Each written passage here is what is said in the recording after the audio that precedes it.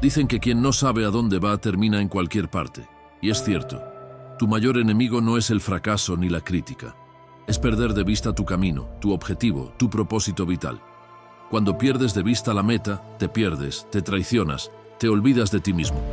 Y lo más trágico es que ni siquiera lo notas. Hasta que ya es tarde. En este vídeo vas a descubrir 12 lecciones estoicas que te devolverán el rumbo, que te harán por fin decir no a resistir las tentaciones que te distraen y a mantener tu mirada fija en tu verdadero propósito. Porque no basta con soñar, necesitas disciplina. No basta con tener talento, necesitas dirección. Y eso, amigo mío, se entrena. Seamos sinceros. Haces 1000 cosas en tu día a día y aún así te sientes lejos de lo que realmente importa. Tranquilo, hoy eso termina. Suscríbete y hazte miembro exclusivo para volver a enfocarte en lo esencial.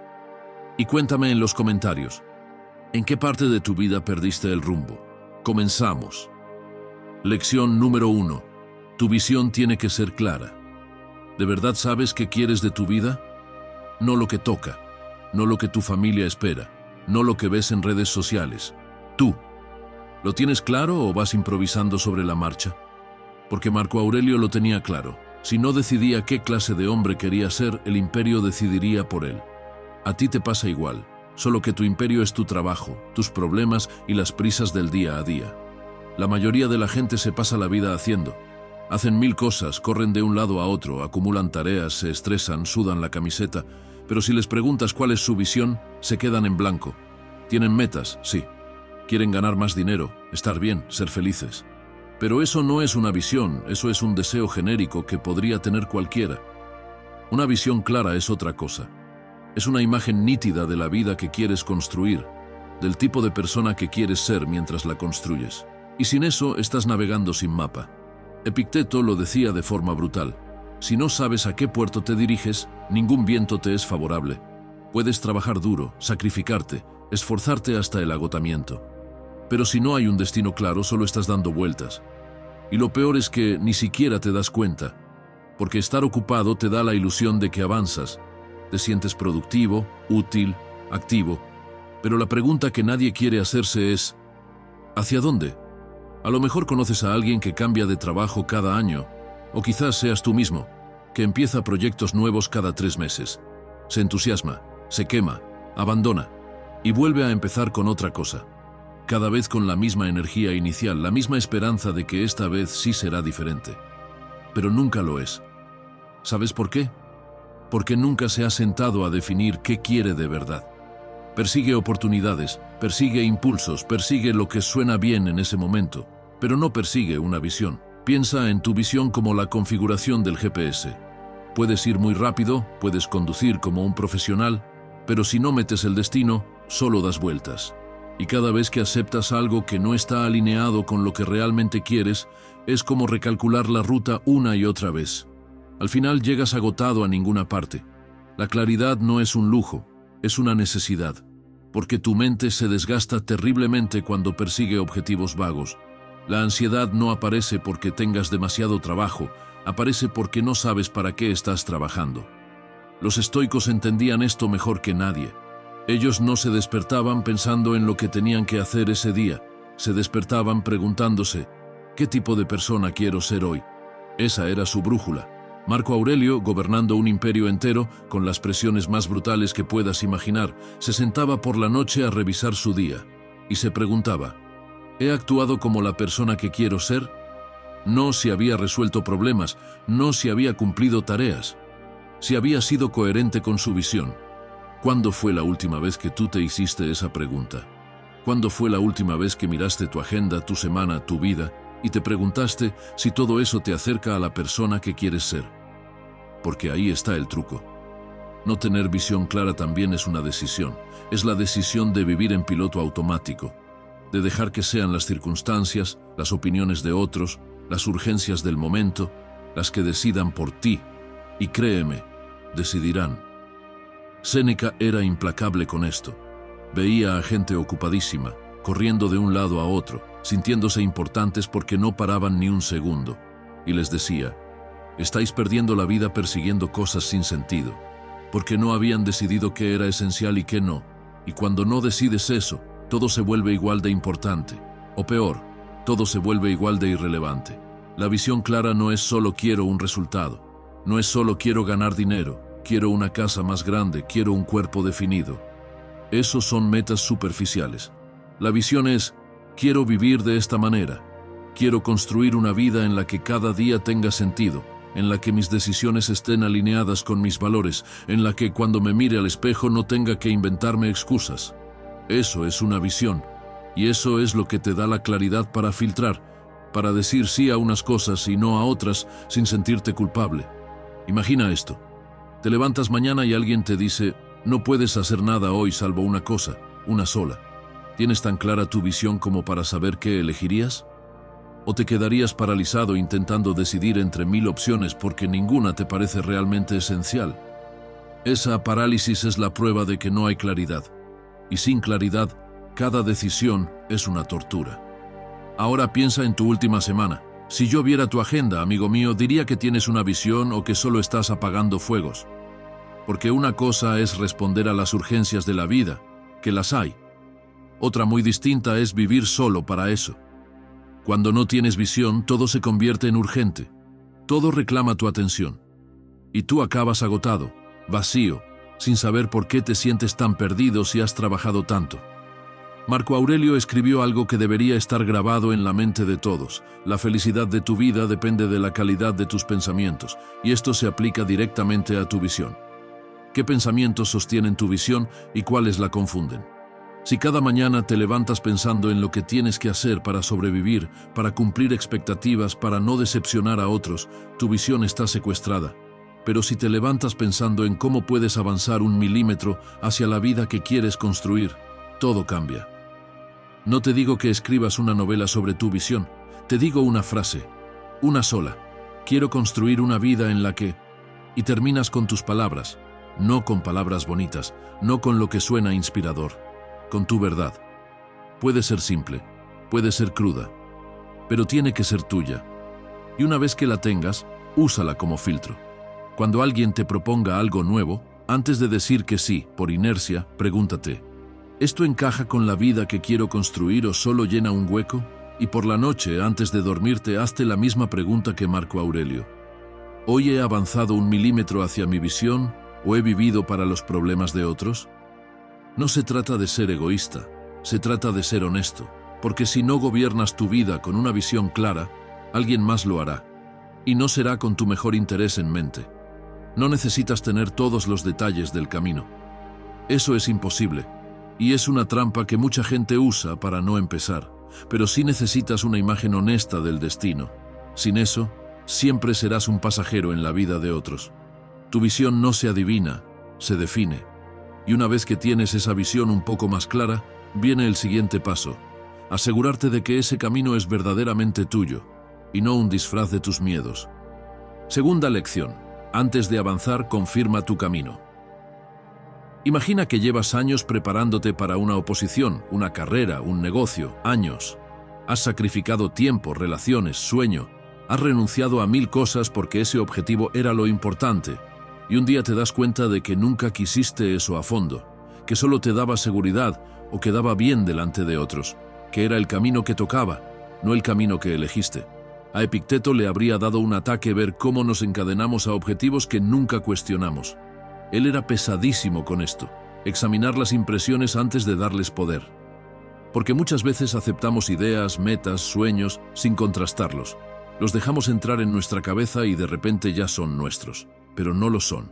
Son préstamos, son copias, son herencias que nunca pedimos. La diferencia entre un camino que elegiste tú y un camino que te eligieron es brutal. Y la mayoría de la gente no se atreve a mirar esa diferencia porque da miedo. Porque si admites que llevas años en un camino equivocado, tienes que admitir que has perdido tiempo, que te has engañado, que has vivido en piloto automático, y eso duele. Pero ¿sabes qué duele más? Seguir en ese camino durante 20 años más solo porque ya has invertido 5. Te voy a dar uno de los mejores consejos que escucharás jamás sobre tus metas. Antes de correr hacia ellas, pregúntate si no son una huida disfrazada, una huida de sentirte solo, de no decepcionar, de no mirar de frente lo que de verdad quieres. porque muchas veces perseguimos objetivos no porque nos acerquen a algo, sino porque nos alejan de algo que no queremos enfrentar. Y eso no es ambición, eso es escapismo con traje elegante. Piensa en el tren equivocado. Te subes a un tren sin mirar el destino porque todos se suben. Porque parece el tren que hay que coger. Y el tren arranca, y tú te instalas. Te acostumbras al ruido, al traqueteo, a los compañeros de viaje. Pasas estaciones, paisajes, ciudades. Y cuanto más avanza el tren, más cuesta bajarse. No porque no puedas, sino porque te da miedo admitir que llevas años en la dirección equivocada. Que todas esas estaciones que pasaste fueron en vano. Que tienes que volver atrás y empezar de nuevo. Confirmar el camino es mirar el cartel antes de que el tren coja velocidad. Es detenerte un segundo aunque todo el mundo te diga que corras y preguntarte, ¿esto es lo que yo quiero o es lo que se espera de mí? Porque las expectativas de otros son peligrosísimas. Se disfrazan de consejos, de preocupación, de amor, y te convencen de que su camino es el tuyo. Pero no lo es. Epicteto tenía una forma muy clara de filtrar esto. Se preguntaba, ¿esto depende de mí o estoy persiguiendo algo que nunca podré controlar del todo? Porque si tu objetivo depende de la aprobación de otros, del estatus, de la validación externa, estás construyendo tu vida sobre arena. Hoy te aplauden, mañana te ignoran. Hoy eres relevante, mañana no. Y tú te quedas vacío porque todo lo que perseguías estaba fuera de ti. Déjame contarte una historia. Alguien que conozco, por seguir lo que se esperaba, se mudó de país. Creó una vida perfecta por fuera. Trabajo seguro, casa bonita, estabilidad. Todo encajaba, todo era correcto. Pero por dentro empezó a sentir un vacío brutal, como si estuviera viviendo la vida de otra persona. Y un día, en una conversación casual, alguien le preguntó, si nadie opinara, ¿seguirías viviendo así? Y esa pregunta le reventó la cabeza, porque la respuesta era no, y había construido años sobre ese no. Eso es lo que pasa cuando no confirmas tu camino, que puedes esforzarte como un héroe, puedes ser disciplinado, constante, admirable, pero si estás en el camino equivocado, todo eso no te hace libre, te hace esclavo, esclavo de un objetivo que nunca quisiste de verdad. Y lo peor es que a veces nos contamos una historia muy bonita para justificarlo. Nos convencemos de que es lo correcto, de que es lo maduro, de que es lo sensato. Pero por dentro sabemos que es mentira. Séneca veía esto constantemente. Veía gente rica, poderosa, ocupadísima, y por dentro vacía. Gente que había triunfado en una carrera que jamás quisieron correr. Y decía algo que debería pegarse en todas las paredes. Puede que estés ganando en un juego que nunca debiste jugar. Porque el éxito en el camino equivocado sigue siendo fracaso. Es peor que fracaso, es traición. Confirmar el camino implica revisar la intención detrás de la meta. No solo qué quieres conseguir, sino por qué lo quieres. Y esa pregunta es incómoda, porque muchas veces descubres que tu por qué tiene más que ver con el miedo que con el deseo. Miedo a decepcionar, miedo a quedarte atrás, miedo a que te juzguen.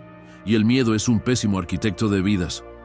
Piensa en algo por lo que estés peleando ahora mismo. Un ascenso, un físico, una relación, un proyecto. Si todo el esfuerzo que estás poniendo diera resultado, ¿te verías feliz viviendo dentro de ese resultado dentro de 10 años? ¿O te daría vértigo? Porque si la respuesta te incomoda, tienes un problema. Y el problema no es el objetivo, es que nunca te detuviste a confirmarlo. Hazte esta pregunta estoica, amigo mío. Si hoy tuvieras que repetir el mismo día durante 10 años, con los mismos pasos que estás dando ahora, ¿te llevarían a una vida que quieres o a una vida que solo sientes que toca? Esa pregunta es un bisturí. Corta toda la basura, todas las justificaciones, y deja solo la verdad. Y aquí va otra señal. Si cada vez que hablas de tu meta tienes que justificarla mucho, explicarla, adornarla, puede que ni tú te la creas.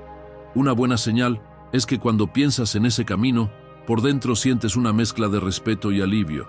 Respeto porque sabes que será difícil, alivio porque sabes que es tuyo. Pero si solo sientes obligación, cuidado. Escribe 3 razones por las que quieres eso que dices querer.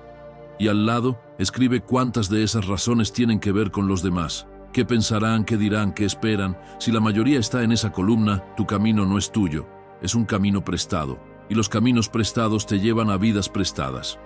Habla de tu visión con alguien que no te idealice ni te tema, alguien que te diga la verdad. no para que decida por ti, sino para que haga de espejo.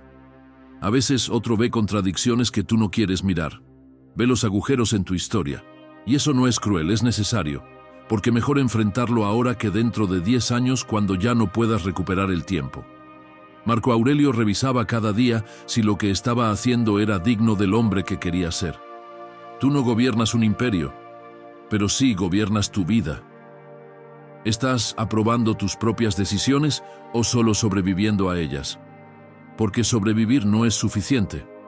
No viniste aquí a sobrevivir, viniste a construir algo que merezca tu energía. La verdad que nadie te cuenta es que puedes esforzarte como un héroe en el camino equivocado. Y eso no te hace disciplinado, te hace esclavo. Confirmar tu camino no es perder tiempo, es dejar de perder años. Es el filtro que convierte un sueño cualquiera en un destino que merece tu energía. Y una vez que sabes qué quieres y compruebas que el camino es realmente tuyo, aparece el siguiente reto. Mantenerte ahí sin que las distracciones, las prisas y las excusas te roben el enfoque. Ahí es donde muchos se caen. Tercera lección: la distracción es tu mayor enemigo. Quizás no lo admites en voz alta, pero lo sabes. No te falta talento, te falta silencio. Séneca lo habría dicho igual. Porque el problema no es que no sepas qué hacer, es que no puedes sostener tu atención el tiempo suficiente para hacerlo. Y eso no es culpa tuya solamente. Es que vivimos en un mundo diseñado para secuestrarte la mente cada 3 segundos. ¿Te has dado cuenta de que hoy en día no necesitas un gran fracaso para arruinar tu enfoque? Te basta una notificación, un comentario, una comparación absurda en redes, y lo peor es que ni lo notas. Marco Aurelio decía que la mente se contamina poco a poco, y tú ni siquiera te das cuenta de cuánto ruido carga tu cabeza cada día. Vas acumulando estímulos, interrupciones, pensamientos sueltos, hasta que tu mente parece una fiesta donde todos hablan a la vez y nadie escucha. La distracción no es mirar el móvil. Eso es solo el síntoma. La distracción es perder la vida persiguiendo estímulos baratos. Es vivir fragmentado. Tu mente puede estar ocupada todo el día y aún así no avanzar nada. Puedes sentirte cansado, agotado, como si hubieras trabajado duro, pero si miras atrás no hay resultados. Solo ruido, solo movimiento sin dirección. Los estoicos buscaban un estado interno estable desde el cual decidir, no reaccionar. Esa era su obsesión. Porque sabían que si tu mente salta de un estímulo a otro, tú no decides nada. Decides los algoritmos, decide tu feed, decide lo que sea que capture tu atención en ese momento. Y tú crees que elegiste, pero no elegiste nada. La distracción es un secuestro silencioso. Te convence de que estás activo cuando solo estás reaccionando. Imagínate a Séneca sentado en una cafetería actual viendo a la gente revisar el móvil cada 20 segundos. Seguro que sonreiría con esa ironía que tenía y diría algo como: así es imposible sostener un pensamiento digno. Tú no necesitas vivir en Roma para entenderlo. La distracción no es un problema moderno, es un enemigo eterno. Solo que ahora tiene más herramientas. Piensa en tu atención como una cuerda de escalada. Si vas subiendo una montaña y la cuerda se rompe cada 3 metros, nunca avanzarás. Tu mente es esa cuerda. Y cuanto más la cortas con distracciones, más peligrosa se vuelve la subida de tu vida. Porque cada vez que te distraes no solo pierdes ese momento, pierdes el impulso, pierdes el ritmo, y volver a cogerlo cuesta muchísimo más. Hay un investigador que estudia lo que llama trabajo profundo. No voy a ponerlo en un pedestal, pero dice algo brillante. Hoy no competimos por talento, competimos por quién puede sostener la atención más tiempo sin romperse. Y tiene razón, porque todos tenemos ideas, todos tenemos potencial. Pero muy pocos pueden mantener el foco el tiempo suficiente para que ese potencial se convierta en algo real. Estás intentando leer y de repente piensas en otra cosa. Es tu mente pidiendo azúcar. Y tú, sin darte cuenta, se lo das. Abres otra pestaña, miras algo rápido, vuelves, pero ya no estás en el mismo estado mental, ya no estás presente. Y así pasan las horas, así pasan los días, así se te va la vida. En psicología cognitiva lo tienen claro. La atención es un recurso limitado. Gastarlo en cosas triviales te empobrece mentalmente. Es como quemar dinero en cosas que no necesitas y luego preguntarte por qué no puedes permitirte lo importante. Marco Aurelio estaba en su tienda de campaña, escribiendo por la noche mientras el imperio ardía en 1000 problemas. Fuera había guardias, ruido, tensión, decisiones pendientes. Pero él no miraba afuera, no escuchaba a los guardias. Solo escribía una frase: que nada te distraiga de la verdad.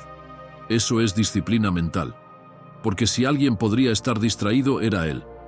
Un emperador en guerra, con el peso de millones de personas sobre sus hombros. Y aún así encontraba su foco porque sabía que su mente era su verdadera herramienta. Si perdía eso, lo perdía todo. ¿Te ha pasado que vas a entrenar o trabajar y, al final, el día se te escapa entre interrupciones? Ese es el enemigo que no ves. No es el mundo, no son los demás. Es la parte de ti que no sabe decir basta, que no puede parar de reaccionar, que necesita estar conectada, informada, ocupada. Pero ocupada no significa productiva. Y estar conectado no significa estar presente. Epicteto era brutal con esto. Decía que si eres esclavo de impulsos externos, no puedes ser libre. Y la distracción es exactamente eso. Cada vez que saltas a mirar algo porque te llegó una notificación, estás siendo esclavo. No lo elegiste tú, lo eligió una aplicación diseñada para capturar tu atención. Y tú obedeces, como un reflejo, como un animal entrenado. Pero hay algo que puedes hacer, amigo mío, y no es complicado, es incómodo, porque requiere que decidas proteger tu atención como si fuera lo más valioso que tienes, porque lo es. Elige un bloque sagrado cada día, 30 minutos, solo 30, en los que decides que nada te puede interrumpir, nada, ni llamadas, ni mensajes, ni nada. Y en ese bloque haces una cosa, solo una, no multitarea, no saltos, una cosa, y la haces con toda tu atención. Al principio va a ser duro, tu mente va a resistirse, va a querer saltar, va a inventar excusas, va a decirte que necesitas revisar algo urgente. Pero eso es la adicción hablando, porque sí, estás adicto a la distracción, y como toda adicción, necesita que la enfrentes. Sustituye notificaciones por alarmas manuales. Que sea tú quien inicia la acción, no la aplicación. Recupera el control. Y varias veces al día, hazte un chequeo estoico. Párate un segundo y pregúntate: ¿esto me acerca o me aleja del tipo de persona que quiero ser hoy? Esa pregunta es un ancla. Te devuelve al presente. Te recuerda que tienes una visión, que tienes un camino, que tienes un destino, y que cada distracción es un desvío. La paz no aparece cuando el ruido desaparece, sino cuando tú decides dejar de escucharlo. Porque siempre habrá ruido, siempre habrá 1000 cosas reclamando tu atención. Pero tú decides si se la das o no. Tu enemigo no es el mundo. Es la parte de ti que no sabe decir basta. Ahora, amigo mío, respóndeme sin filtros. ¿Qué es lo que más te roba la atención en tu día a día? Ese ladrón silencioso que te quita energía sin que lo notes. Cuéntamelo en los comentarios para que otros también se sientan menos solos en esto. Y si no sabes qué decir, escribe: hoy recupero mi foco. Lección 4. No conviertas un paso en tu meta. Hay momentos en los que crees que ya llegaste, no porque realmente hayas llegado, sino porque has alcanzado un punto del camino que se siente cómodo. Imagina esto: consigues un ascenso, un proyecto, una oportunidad que llevabas tiempo deseando. Te sientes bien, claro. Hay alivio, hay orgullo, hay una satisfacción tranquila que te dice: lo logré. Pero de repente ocurre algo sutil, casi invisible. Te acomodas, te relajas, bajas la guardia, dejas de moverte, dejas de empujar, y sin querer, empiezas a confundir ese escalón con la cima. Séneca lo veía todo el tiempo en la política romana. Gente que conseguía un pequeño éxito, una victoria puntual, y lo convertía en su identidad permanente. Se estancaban ahí. Vivían de ese momento, lo contaban una y otra vez como si fuera su logro definitivo. Porque el verdadero peligro no es fracasar. El verdadero peligro es acomodarte en un éxito pequeño. El fracaso te obliga a reaccionar. El éxito pequeño te adormece. Te da la ilusión de que ya no tienes que esforzarte. Es como si la vida te dijera: bien hecho, y tú entendieras: ya puedes parar. Y ahí empieza la trampa. Imagina que subes una escalera mecánica, pero la escalera solo te lleva hasta el primer piso. Tú te paras ahí, creyendo que ya has llegado, sin darte cuenta de que el edificio tiene 20 plantas más. La mayoría de la gente vive así. Se queda en el primer logro visible y construye toda su identidad alrededor de eso. Y pasan los años, y ese logro se convierte en su historia favorita, en su anécdota recurrente, en su excusa para no seguir creciendo. Se convierte en un pequeño altar personal donde se repiten las mismas frases: en su día lo conseguí. Yo podría volver a hacerlo. En aquel momento era imparable, pero no lo vuelven a intentar. Déjame contarte algo que vi de cerca. Un chico que quería ser fotógrafo. Era talentoso, dedicado, y tenía una mirada muy particular para capturar detalles invisibles. Tras meses de esfuerzo consiguió su primera exposición local. No era un gran evento, pero para él significaba algo enorme: validación, gente que lo felicitaba, algunos compradores interesados, el reconocimiento que llevaba años imaginando. Y ahí, justo ahí, apareció la trampa dulce del pequeño éxito. Empezó a repetir las mismas técnicas, a evitar riesgos, a dejar de estudiar, a dejar de experimentar, a quedarse en la zona segura. Porque si ya había funcionado una vez, ¿para qué cambiar? Lo que no vio es que la creatividad no se alimenta de seguridad, sino de movimiento. Y años después se dio cuenta de que ese primer éxito fue su techo mental, no su límite real. Podría haber llegado mucho más lejos. Podría haber tenido un estilo propio, una evolución, una carrera sólida. Pero se quedó viviendo de un momento porque ese momento le dio seguridad. Y el cerebro humano adora la seguridad. Tanto que cuando conseguimos algo, activa mecanismos internos que dicen: ya está, ahora a proteger esto. Te vuelves conservador, cauteloso, temeroso de fallar. Y sin darte cuenta, te sientas en un escalón que no estaba diseñado para que vivieras ahí. Un paso no es un destino. Una relación no es tu vida. Un trabajo no es tu propósito. Un logro no define quién eres. Un acierto no es una identidad. Pero nosotros hacemos eso todo el tiempo. Nos agarramos a un resultado como si fuese una extensión de nuestra esencia. Y cuando ese resultado se tambalea, nos tambaleamos con él. Cuando alguien lo cuestiona, lo sentimos como un ataque personal. Cuando ya no funciona igual, creemos que somos nosotros los que hemos dejado de valer. Nunca aprendimos a separar lo que conseguimos de quiénes somos. El estoicismo enseña una idea que pocos aplican. No dependas de circunstancias externas para sentirte sólido. Si te acomodas en un resultado, te esclavizas a él. Porque ahora tienes que protegerlo. Tienes que defenderlo. Tienes que repetirlo, sostenerlo, demostrarlo. Y toda tu energía que debería estar dirigida a crecer, se va en conservar. Marco Aurelio lo entendía profundamente. Después de victorias militares que cualquiera habría celebrado durante meses, él escribía en su diario: no te dejes elevar por el éxito ni hundir por el fracaso, porque ambos son temporales, ambos son externos, ambos son ruido, comparado con lo esencial, tu carácter. Piensa en tu último logro, te lo digo sin rodeos. ¿Lo usaste como punto de partida o como excusa para frenar? Esa pregunta separa a la gente que avanza de la que se queda quieta. Los que avanzan ven cada logro como una señal. Esto es posible. ¿Qué más puedo construir? Los que se estancan ven cada logro como un trofeo. Ya lo conseguí. Ahora puedo relajarme. No hay nada malo en celebrar. No hay nada malo en descansar. El problema es instalarte en un descanso que no estaba diseñado para ser permanente. Déjame darte otra perspectiva, un poco más cotidiana. Conoces parejas que se esfuerzan muchísimo para conquistarse, pero una vez que ya están juntos, dejan de intentarlo.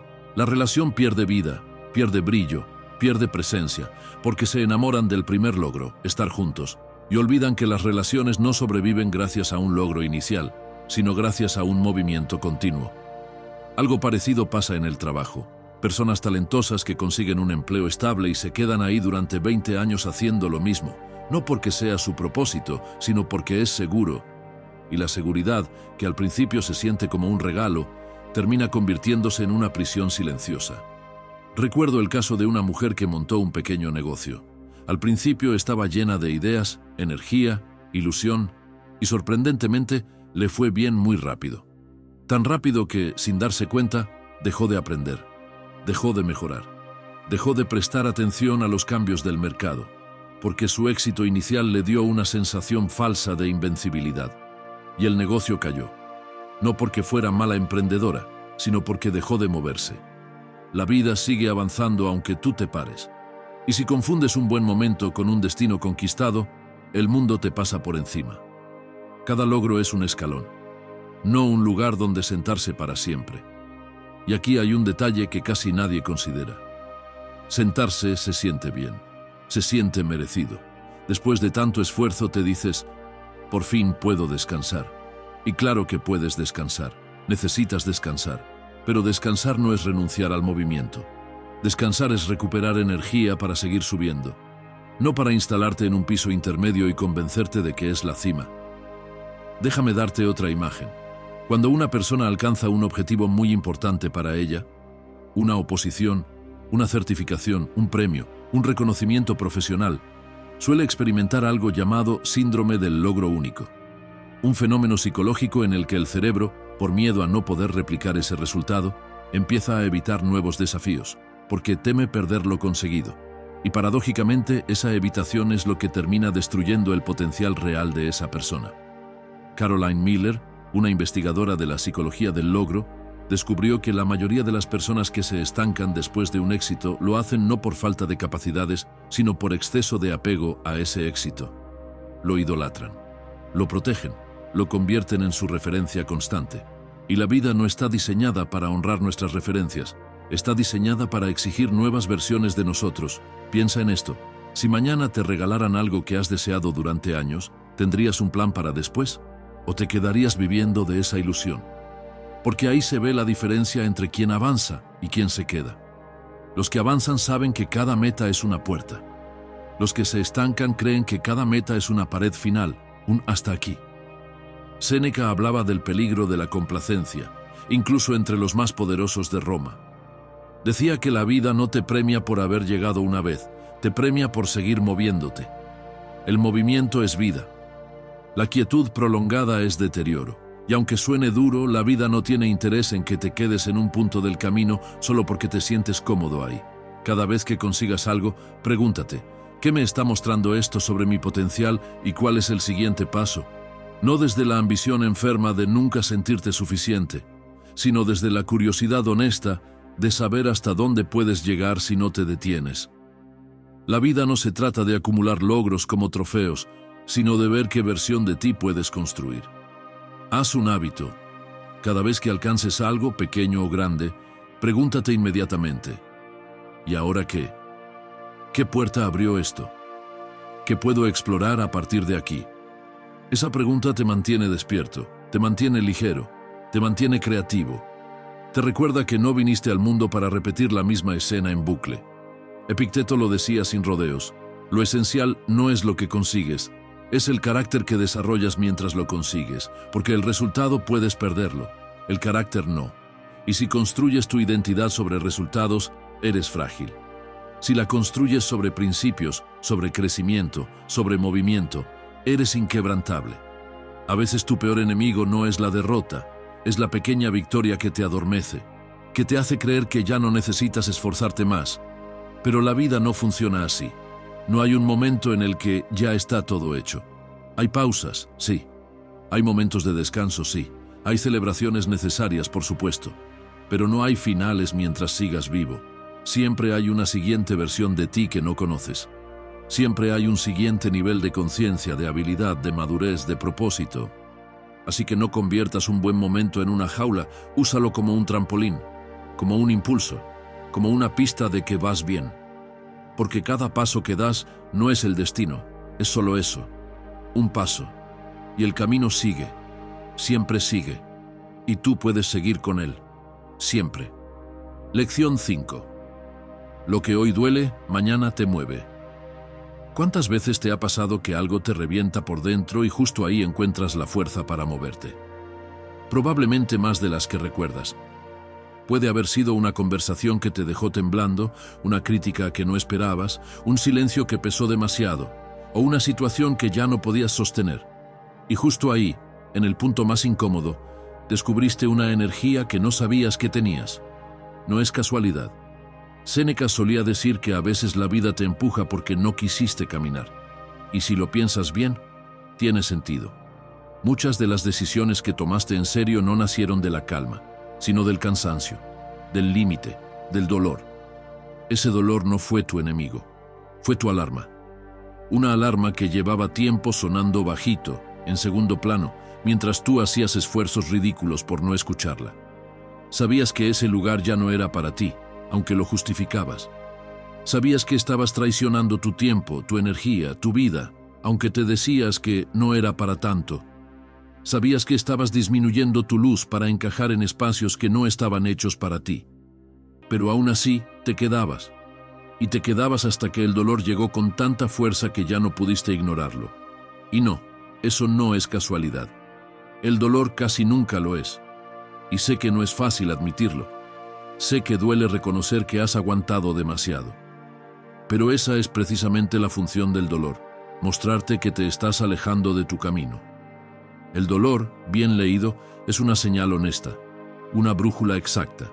El problema no es sentirlo, el problema es ignorarlo hasta que explota. Y tú lo has hecho demasiadas veces. Ese malestar que sientes cada domingo por la noche, esa sensación de vacío cuando ves que los días pasan y nada cambia. Esas ganas de llorar sin motivo aparente después de ver vidas ajenas en redes sociales. Nada de eso es castigo. Todo eso son señales que llevan tiempo pidiéndote que te muevas. El dolor es como una alarma de incendio. No es agradable, no es suave, no es cómodo. Te rompe la paz, te sobresalta, te molesta. Pero si no sonara, te quemarías sin darte cuenta. La incomodidad te dice exactamente dónde tu vida está ardiendo silenciosamente. Y ya sabes cómo funciona. El fuego no empieza grande, empieza con un pequeño olor, con una chispa, con un humo leve. Tú puedes elegir apagarlo antes de que crezca o fingir que todo está bien mientras el fuego va ganando terreno. La mayoría elige fingir que no pasa nada, fingir que pueden con todo, fingir que ese trabajo, esa relación, ese hábito no les está drenando el alma. Pero hay algo que nadie te cuenta y que quizá necesitas escuchar sin anestesia. Tu vida no cambia cuando tú quieres. Cambia cuando ya no puedes seguir en el mismo sitio. Cambia cuando el dolor de quedarte supera al miedo de irte. Ese es el punto de quiebre. Ese es el momento en el que la gente que parecía perdida de repente empieza a tomar decisiones que sorprenden a todos. Y no es magia, es saturación. Es un alma que dice, basta. Hay una investigadora llamada Brené Brown que ha dedicado décadas a estudiar la vulnerabilidad, la vergüenza y la resiliencia. Y llegó a una conclusión incómoda, pero profundamente verdadera. No puedes crecer sin incomodidad. No puedes transformarte sin atravesar algo que duele. Ella explica que la gente más plena no es la que evita el dolor, sino la que lo utiliza. No como excusa, sino como catalizador. No como carga, sino como revelación. No como enemigo, sino como empuje. Y aquí no estamos hablando de frases bonitas. Estamos hablando de neurociencia. El cerebro cambia más rápido tras experiencias emocionalmente intensas. Cuando algo te sacude, tu mente se reconfigura. Tus prioridades se reorganizan. Tus valores se colocan en otro orden. Es como si la vida te hiciera un reinicio forzado para que te preguntes, ¿qué hago con mi vida? ¿Por qué sigo aquí? ¿Qué parte de mí se está apagando por insistir en lo mismo? Esas preguntas no aparecen en la comodidad. Esas preguntas nacen en el dolor, y eso es lo que lo convierte en una oportunidad. Porque esas preguntas son las que reorientan tu destino.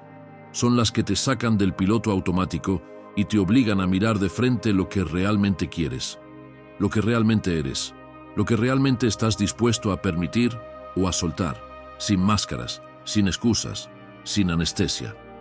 Marco Aurelio también pasó por eso. No escribía desde templos iluminados ni desde jardines perfectos.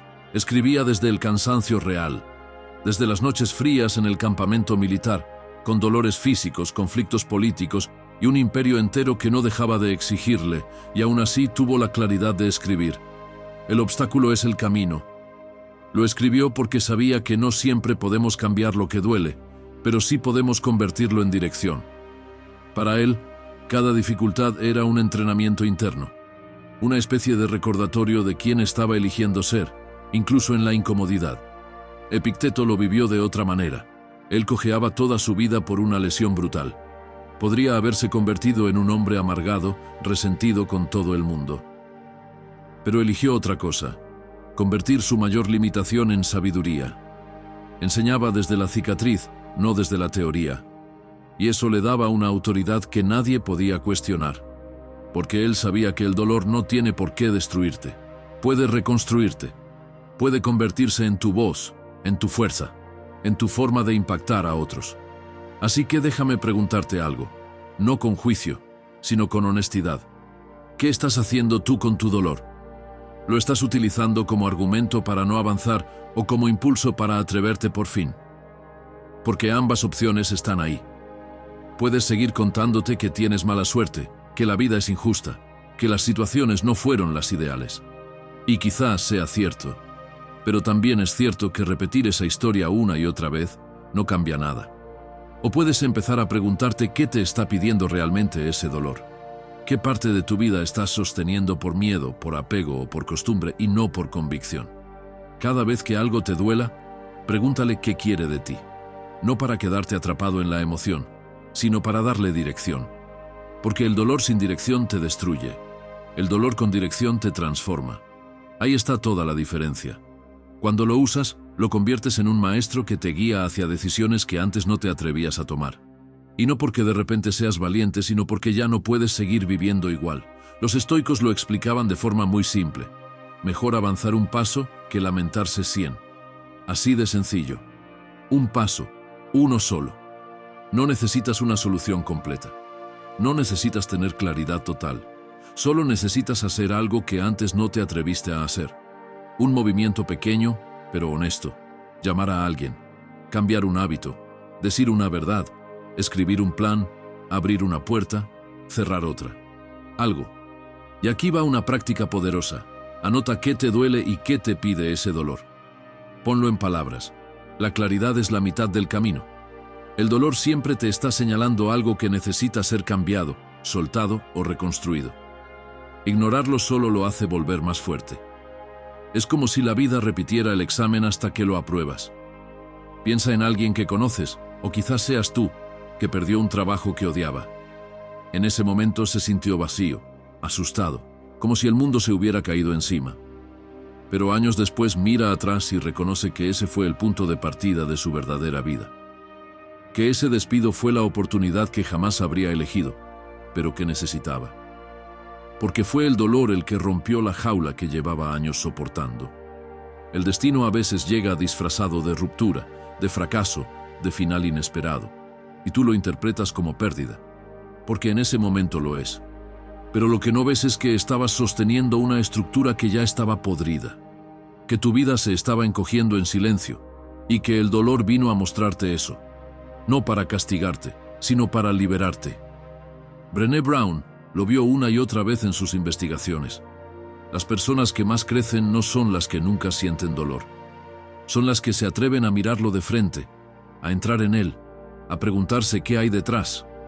No se trata de romantizar nada. Se trata de no desperdiciar un mensaje que podría cambiarlo todo, porque si ya vas a sufrir, al menos que sirva para algo, al menos que te mueva hacia una vida más honesta. No todo lo que te rompe viene a destruirte. A veces viene a despertarte, a hacerte ver que estás viviendo una vida demasiado pequeña para ti. Y sí, duele. Mucho. Pero ese dolor no es el final. Es el umbral. Es la grieta por donde entra la luz. Es el empuje que nunca te diste solo y que quizá necesitabas para salir del sitio donde te estabas apagando. Así que si hoy te duele, escúchalo. No lo tapes con distracciones, ruido o excusas. Ese dolor te está hablando. Quiere mostrarte algo. Quiere moverte de un lugar donde ya no puedes crecer. Y quizá mañana, cuando mires atrás, te sorprendas de darte cuenta de que ese dolor fue el inicio de todo lo bueno que vino después. Si algo de esto te ha tocado un poco por dentro, déjamelo saber. Escribe en los comentarios, transformo mi dolor en dirección. Lección número 6. No te enamores de la primera victoria. Piensa por un momento en Marco Aurelio después de una victoria militar. La gente celebrando, los generales gritando su nombre, el imperio entero reconociendo su grandeza. Y él, en silencio, recordándose. Esto también pasará. Los estoicos sabían que enamorarse del éxito era más peligroso que fracasar. Porque el fracaso te mantiene alerta, pero el éxito te adormece, te convence de que ya llegaste, y ahí es donde empiezas a morir sin darte cuenta. Te voy a dar un consejo que ojalá me hubieran dado antes.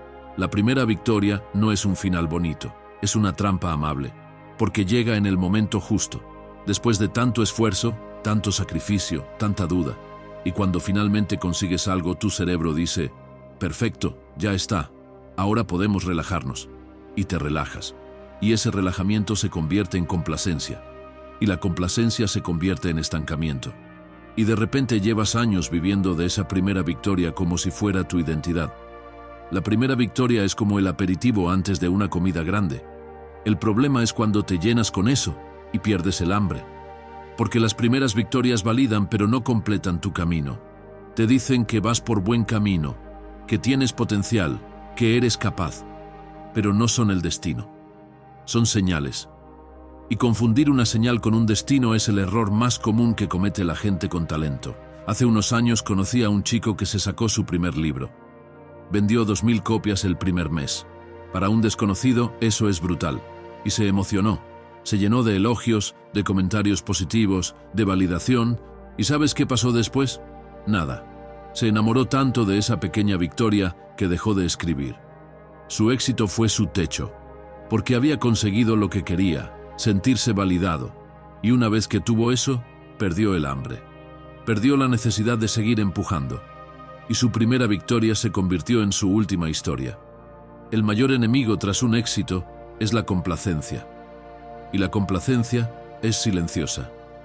No aparece como un enemigo obvio. Aparece como satisfacción, como merecido descanso, como el derecho a disfrutar de lo conseguido.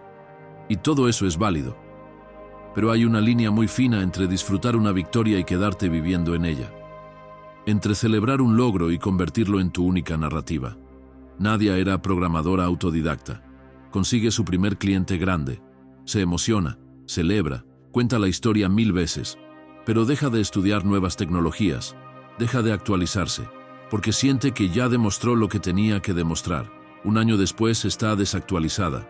Sus habilidades ya no son competitivas, y su primera victoria, la que tanto le costó, se convierte en el ancla que la hunde, porque se durmió en ella. El éxito es una silla cómoda en mitad de una maratón. Te sientas 5 minutos para recuperar el aliento.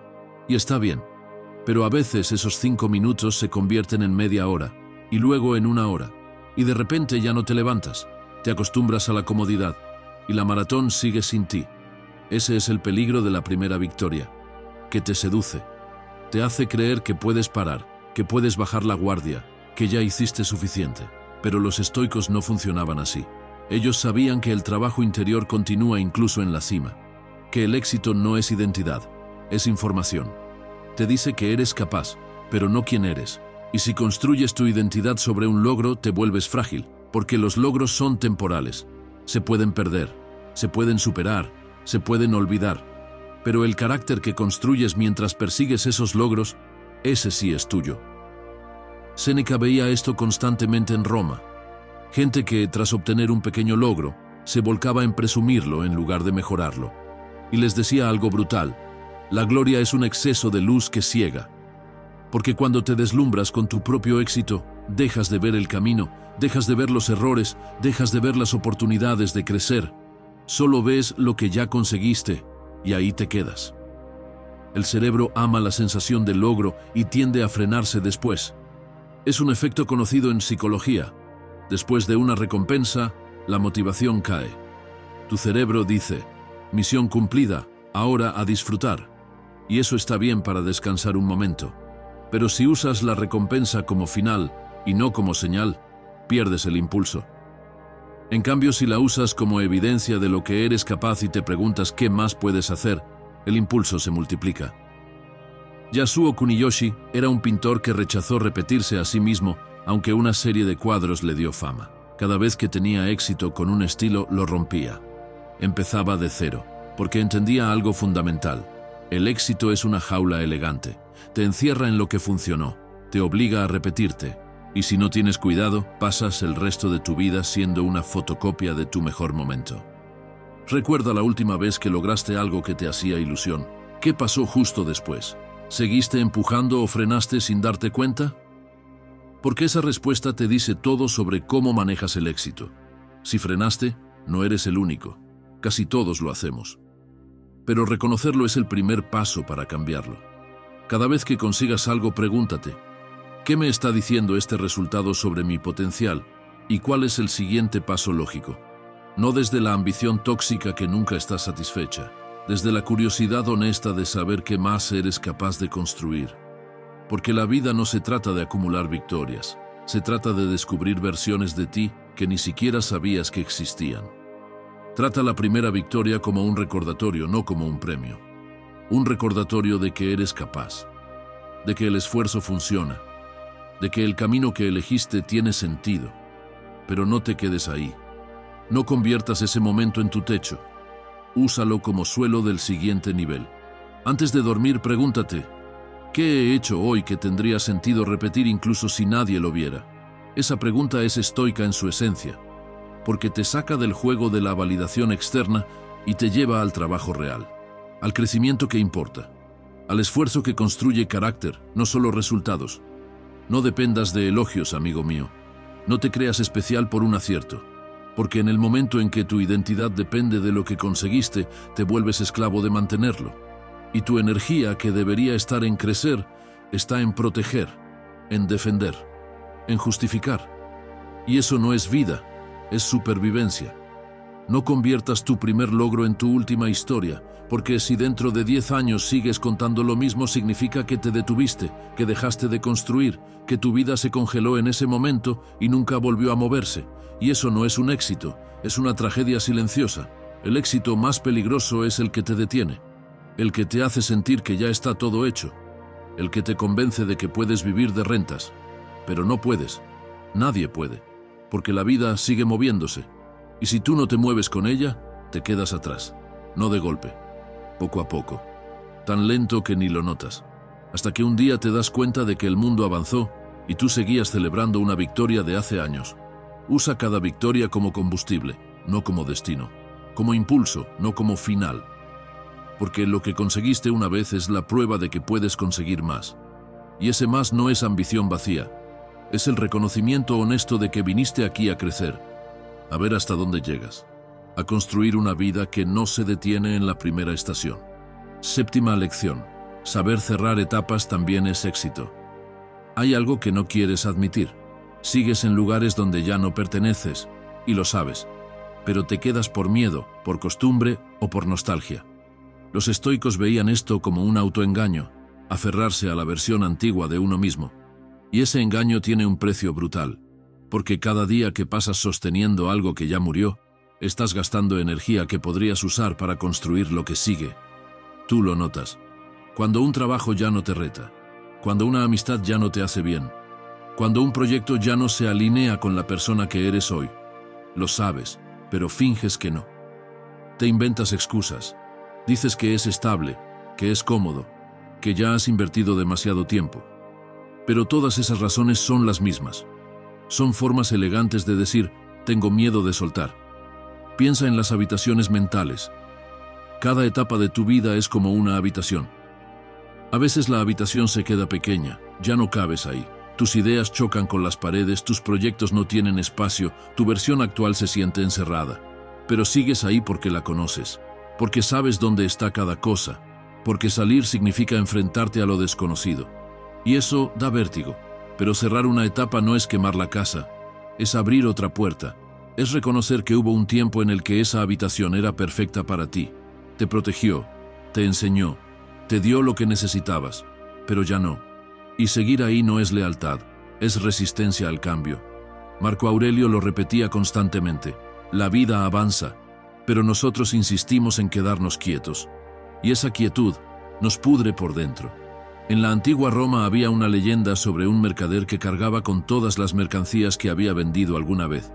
Llevaba encima jarrones rotos, telas viejas, frutos podridos. La gente le preguntaba por qué seguía cargando con todo eso, y él respondía, porque alguna vez tuvieron valor, hasta que un día el peso lo derribó. No pudo seguir, y solo entonces entendió que honrar el pasado no es cargarlo para siempre, es agradecerle y dejarlo ir. Tú haces lo mismo. Cargas con relaciones que ya no tienen vida, con trabajos que ya no te representan, con sueños que ya no son tuyos, y te dices que no puedes dejarlos porque has invertido demasiado. Pero ese argumento es una trampa. El tiempo invertido no es razón para quedarte, es señal de que ya te diste más de lo que podías. Séneca lo sabía muy bien. Soltar también es una forma de avanzar. El cerebro busca continuidad porque lo desconocido genera ansiedad. Es un mecanismo de supervivencia. Tu mente prefiere lo malo conocido que lo bueno por conocer, porque lo malo conocido es predecible, sabes cómo manejarlo, sabes qué esperar. Pero tu crecimiento no ocurre en la permanencia forzada, ocurre en la transición, en ese espacio incómodo entre lo que fuiste y lo que estás a punto de ser. Epicteto enseñaba, ya anciano, que la resistencia al cambio es el origen de la mayoría de los sufrimientos humanos, y lo decía de forma muy simple. Si ya no creces ahí, ¿por qué sigues ahí? No hay respuesta que no sea una excusa, porque la verdad es que te quedas por miedo. Miedo a equivocarte, miedo a decepcionar, miedo a empezar de cero. Pero ese miedo te está costando algo mucho más valioso que la comodidad. Te está costando tu vida. Pregúntate esto, amigo mío. ¿Estoy aquí por elección o por inercia? Esa pregunta es un bisturí. Corta toda la narrativa que te has construido y deja solo la verdad. Porque si estás ahí por inercia, no es una vida, es una condena voluntaria. Y lo peor es que te convences de que no tienes opción, pero siempre la tienes. Lo que no tienes es el valor de tomarla. Cerrar una etapa no es rendirse, es reconocer un ciclo natural. Las estaciones cambian aunque tú no quieras. El otoño llega y las hojas caen. No es una tragedia, es el orden de las cosas. Pero nosotros nos aferramos a las hojas muertas como si pudiéramos detener el tiempo, como si negar el cambio lo hiciera desaparecer. Y mientras tanto, el árbol no puede prepararse para la siguiente primavera, porque tú sigues sosteniendo lo que ya debería estar en el suelo. Piensa en tu última semana. ¿Cuántas horas dedicaste a sostener algo que ya no quiere crecer? Un proyecto que ya no te emociona. Una conversación que siempre termina igual. Una rutina que te vacía. Sumas esas horas y te das cuenta de que estás invirtiendo más energía en mantenerlo muerto que en construirlo vivo. Y eso no es coherencia. Es cobardía disfrazada de responsabilidad. Séneca veía gente rica, poderosa, ocupada. Gente que no podía dejar sus cargos aunque los estuvieran matando, porque habían construido su identidad alrededor de eso. Y dejar el cargo significaba perder su identidad. Pero él les recordaba algo brutal. Lo que no puedes soltar te posee. No eres tú quien tiene el trabajo, es el trabajo quien te tiene a ti. No eres tú quien sostiene la relación, es la relación la que te sostiene atrapado. El coste emocional de sostener algo muerto es más alto que el de soltar. Porque cuando sueltas duele una vez. Duele fuerte, claro, pero es un dolor con final. En cambio, cuando sostienes algo muerto, duele todos los días. Un dolor sordo, constante, que te va desgastando sin que lo notes. Hasta que un día te miras al espejo y ya no te reconoces. Porque llevas años viviendo una vida que no elegiste, solo porque no tuviste el valor de cerrar lo que ya había terminado. Permítete sentir la tristeza de cerrar una etapa. No es debilidad. Es señal de que esa etapa te importó. Honra lo que fue. Agradece lo que te dio, pero no lo conviertas en una prisión. Porque hay una diferencia enorme entre recordar con gratitud y quedarte atrapado en la nostalgia. La gratitud te libera, la nostalgia te encadena. Antes de dormir esta noche, escribe qué parte de tu vida ya no encaja con tu versión actual. No hace falta que tomes acción todavía. Solo verlo claro ya cambia tu mente. Porque una vez que lo admites, no puedes seguir fingiendo. Y esa incomodidad es el principio del cambio. Es la grieta por donde entra la claridad. La vida cambia de fase aunque tú no quieras. Puedes resistirte, puedes negarlo, puedes aferrarte con todas tus fuerzas. Pero el cambio llegará de todas formas. Y cuando llegue, tendrás dos opciones: adaptarte o romperte. Los estoicos elegían adaptarse. No porque fuera fácil, sino porque era lo único que dependía de ellos. No podían controlar las estaciones, pero sí podían controlar cómo las vivían. No sigas regando lo que ya no quiere crecer. No te aferres a la versión antigua de ti mismo solo porque es familiar. Esa versión cumplió su función, te trajo hasta aquí, pero no está diseñada para llevarte a donde necesitas ir. Y seguir usándola es como intentar correr una maratón con zapatos de hace 10 años. Puede que alguna vez te quedaran bien, pero ahora solo te hacen daño. Cerrar una etapa no te reduce, te prepara. Te hace espacio para lo que viene, para la persona que estás a punto de ser, para la vida que estás a punto de construir. Y sí, da miedo, pero quedarte da más miedo. Porque es el miedo silencioso, el miedo que no grita, pero que te va matando lentamente. El miedo de llegar al final de tu vida y darte cuenta de que nunca cerraste las puertas que debías cerrar, que nunca dejaste lo que debías dejar, que viviste atrapado en habitaciones pequeñas porque tuviste miedo de abrir nuevas puertas. Enseñanza número 8. 4 fases que te preparan para tu destino. Amigo mío, no fallas porque no puedas. Fallas porque te saltas etapas. Y lo curioso es que los estoicos ya habían identificado las 4 fases que todos atravesamos antes de alcanzar algo grande. No son secretos místicos, son procesos naturales, pero la mayoría de la gente los atraviesa sin darse cuenta. Y cuando no entiendes en qué fase estás, te pierdes, te frustras, abandonas, porque crees que algo está mal cuando en realidad todo está bien. Solo que estás en una fase incómoda. Piensa en construir tu destino como preparar un viaje largo. Necesitas 4 cosas: creer que vale la pena salir, reducir equipaje, seguir un mapa aunque no entiendas el terreno y dejar de mirar atrás. Marco Aurelio pasó por esas mismas fases. Y tú también. Lo que pasa es que nadie te explicó que eran fases. Nadie te dijo que la incomodidad que sientes no es fracaso, es parte del camino. La primera fase es la fe racional, no es fe espiritual. Es confianza en la dirección que tomas, es creer antes de ver. Y eso va contra todo lo que te enseñaron. Te dijeron que primero veas resultados y luego creas, pero la vida no funciona así. Primero crees, luego actúas y después ves. Cuando empiezas algo sin garantías, un negocio, una mudanza, un proyecto personal, estás en esta fase, y es la más frágil. Porque todo el mundo te va a cuestionar. Y tú no tienes pruebas todavía, solo tienes una intuición. Y los estoicos te dirían, esa intuición es suficiente. Marco Aurelio lo veía como un compromiso contigo mismo, no con el resultado, contigo. Tú también has estado ahí. Ese momento en el que decidiste algo importante sin tener todas las respuestas. Ese momento en el que diste un paso aunque nadie entendiera por qué. Esa es la primera fase. Y si la saltaste, si esperaste a tener todas las garantías, nunca empezaste nada. La segunda fase es la fractura. Es el momento en que tienes que transformarte, y esta fase duele, porque es cuando la vida te confronta, una crítica que te duele, un error que te expone, una verdad que no querías mirar. Séneca decía que nadie cambia en comodidad, y tenía razón. Cambias cuando algo te rompe lo suficiente como para que no puedas seguir siendo el mismo. Esta fase no es opcional, o te fractura o te estancas. Piensa en las estaciones del cuerpo. La primavera nace la intención. El verano creces y te expones. El otoño sueltas lo que no sirve. El invierno te fortaleces desde dentro.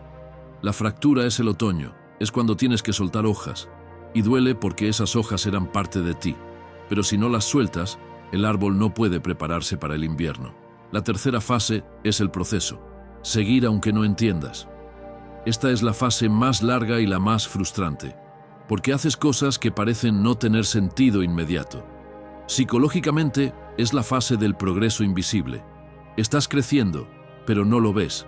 Estás avanzando, pero no hay resultados todavía. Y todo el mundo te pregunta, ¿y cómo va eso? Y tú no sabes qué responder, porque no va mal, pero tampoco tienes nada que mostrar. Aquí entra Epicteto con su idea de disciplina. Comportarte como la persona que quieres ser antes de llegar a serlo, porque si esperas a sentirte preparado para actuar preparado, nunca actuarás. Esta fase es donde más gente abandona, porque no ven resultados y creen que no funciona, pero funciona, solo que el progreso está bajo tierra, y las raíces crecen antes que las ramas. Tú también pasas por esta fase aunque no le pongas nombre. Ese cambio que te incomoda, ese hábito que estás intentando construir, ese proyecto que empieza sin resultados, todo eso forma parte del proceso, y la única forma de atravesarlo es no acelerar. No intentar forzar resultados, solo seguir, un día detrás de otro, sin drama, sin esperar aplausos. La cuarta fase es la separación, dejar atrás la versión antigua de ti, separarte de hábitos, personas, entornos o mentalidades que ya no encajan. Aquí la metáfora moderna es clara. Actualizar un sistema operativo. Algunas aplicaciones ya no son compatibles con la nueva versión de ti, y si intentas mantenerlas, el sistema se ralentiza, se cuelga, deja de funcionar.